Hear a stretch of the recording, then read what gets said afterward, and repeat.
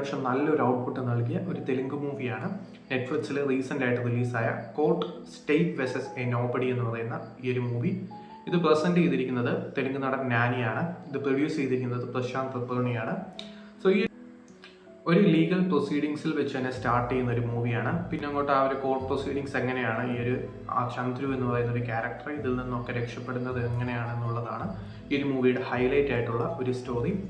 So ഈ മൂവിയുടെ back bone എന്ന് പറയുന്ന ഈ സിനിമയുടെ പെർഫോമൻസും അതുപോലെ തന്നെ ഇതിൻ്റെ സ്ക്രിപ്റ്റും ഒക്കെ തന്നെയാണ്. കാരണം എന്താണെന്ന് വെച്ചാൽ ഒരു ടീനേജ് ലവ് സ്റ്റോറിയും തുടങ്ങി അത് ഡെവലപ്പായി ആ ഒരു ലീഗൽ പ്രൊസീഡിങ്സിൽ എത്തുന്ന ആ ഒരു 2.5 മണിക്കൂർ അത്യാവശ്യം നല്ല രീതിയിൽ എൻഗേജിങ് ആയിട്ട് പോയ ഒരു മൂവിയാണിത്.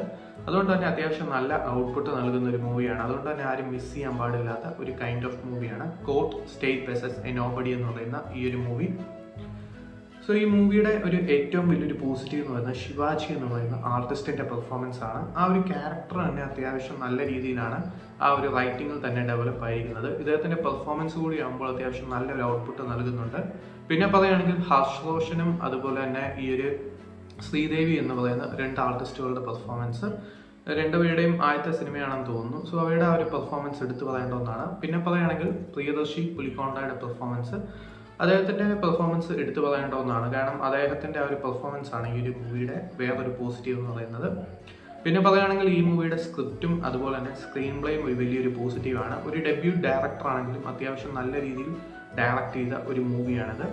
പിന്നെ പറയുകയാണെങ്കിൽ ഈ മൂവിയുടെ ആ ഒരു ക്ലൈമാക്സും സംഭവങ്ങളും അതുപോലെ തന്നെ ഈ സിനിമയുടെ എൻറ്റയർ നറേഷനും ആദ്യം തൊട്ട് അവസാനം വരെ അത്യാവശ്യം ഇൻട്രസ്റ്റിംഗ് ആയിട്ടും എൻഗേജിങ് ആയിട്ടും റെലവൻ്റ് ആയിട്ടുള്ള ലോ പോയിന്റ്സ് ഒക്കെ ആയിട്ട് മുന്നോട്ട് പോകുന്ന ഒരു മൂവിയാണിത്. സോ ഈ മൂവി ഡിസ്കസ് ചെയ്യുന്ന ആ ഒരു ടോപ്പിക്ക് വളരെ റെലവൻ്റ് ആണ്. സോ ഒരു സെക്ഷൻ 375 പോലത്തെ മൂവീസൊക്കെ കണ്ടവർക്ക് അറിയാം. സോ ഇതുപോലത്തെ റൂൾസിൻ്റെ റെഗുലേഷൻസിൻ്റെ ആ സംഭവങ്ങളൊക്കെ. സോ അത് തന്നെ ആരും മിസ് ചെയ്യാതെ കാണാൻ നോക്കേണ്ട ഒരു മൂവിയാണിത്. സോ ഈ ഒരു മൂവിയെക്കുറിച്ച് നെഗറ്റീവിലേക്ക് വരികയാണെങ്കിൽ ഈ മൂവിയിൽ കാര്യമായ നെഗറ്റീവ്സ് ഒന്നും ഫീൽ ചെയ്തില്ല. കാരണം എന്താണെന്ന് വെച്ചാൽ ഈ ഒരു മൂവിയിൽ ആദ്യം ആ ഒരു ലീഗൽ പ്രൊസീഡിങ്സ് നടക്കുന്ന ആ സംഭവങ്ങളൊക്കെ വരുമ്പോൾ ഇതൊക്കെ ഇങ്ങനെയാണോ നടക്കുന്നത്, ഒരു ചെറിയ നെഗറ്റീവ് അല്ലേ ഇതെന്നൊക്കെ തോന്നുമെങ്കിലും അവസാനം എല്ലാത്തിനും ഉത്തരം നൽകി അവസാനിക്കുന്ന ഒരു മൂവി ആയതുകൊണ്ട് തന്നെ വലിയ നെഗറ്റീവ്സും കാര്യങ്ങളൊന്നും ഫീൽ ചെയ്തില്ല.